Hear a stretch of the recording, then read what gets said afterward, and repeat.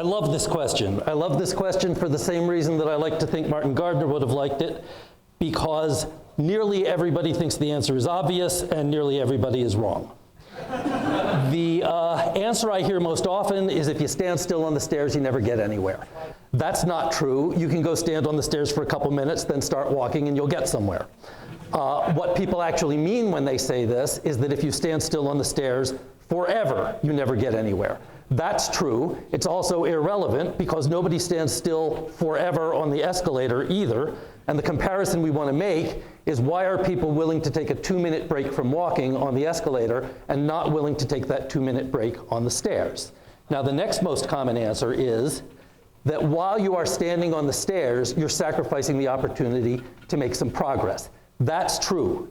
It is also true that while you are standing still on the escalator, you are sacrificing an opportunity to make exactly the same amount of progress.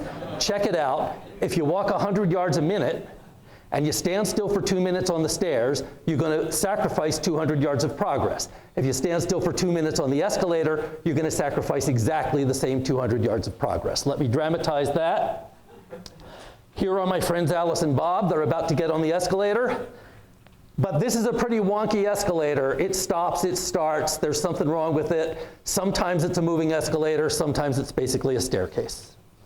Alice rests for 2 minutes on the moving escalator. Bob rests for 2 minutes on the stairs while it's not moving, while it's a staircase. Who gets to the top first?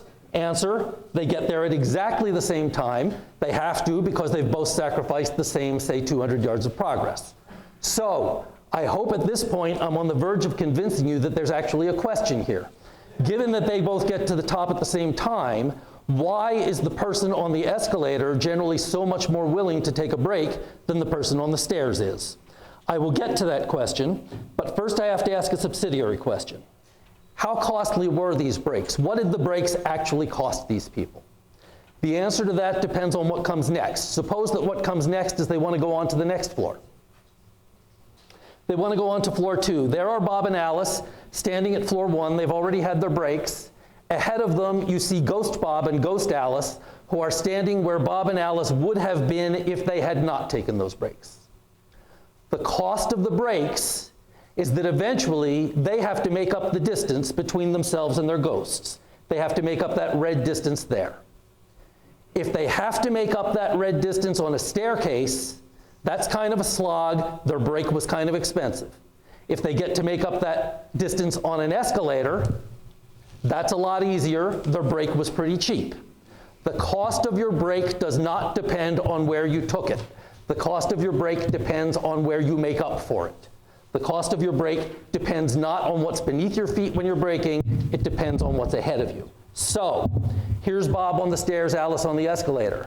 Why is Bob so reluctant to take a break? Not because he's on the stairs, but because there are stairs ahead of him and he'll be making up for that break on the stairs. Alice on the escalator, more willing to take a break because she gets to make up for it on the escalator. And if that sounds to you like I'm maybe just playing with words or something, let's switch this up a little bit. Let's suppose that at some particular moment after they've had their breaks, say 12:15 p.m., somebody throws a switch, the blue stairs turn into a red escalator, the red escalator turns into a blue staircase. So watch the slide, this is my key slide. We'll see what happens at exactly the moment of 12:15 when the escalator turns into a stairs and the stairs turns into an escalator. There is Bob on what is now an escalator. He's behind Alice.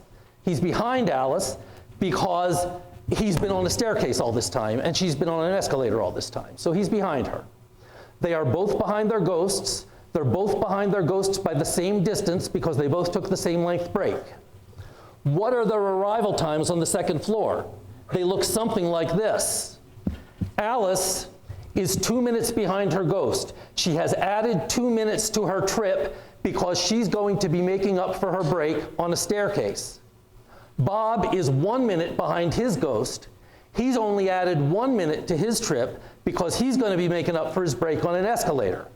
Bob broke on the stairs, but he makes up for it on the escalator. That's a cheap break. Alice broke on the escalator. She makes up for it on the stairs. That's an expensive break. So, why in the real world don't people stand still on staircases? Answer, because usually when you're on a staircase, there's a staircase ahead of you. But if we were to switch that up and live in a world where when you're on a staircase, there's an escalator ahead of you and vice versa, people would prefer to take their breaks on the stairs. Everything depends not on what's beneath your feet, but on what's ahead of you when you're making your decision. And I just want to conclude by saying that therefore, if your answer had anything to do with the progress you are sacrificing when you stand still on the stairs, then your answer is unambiguously and irretrievably wrong.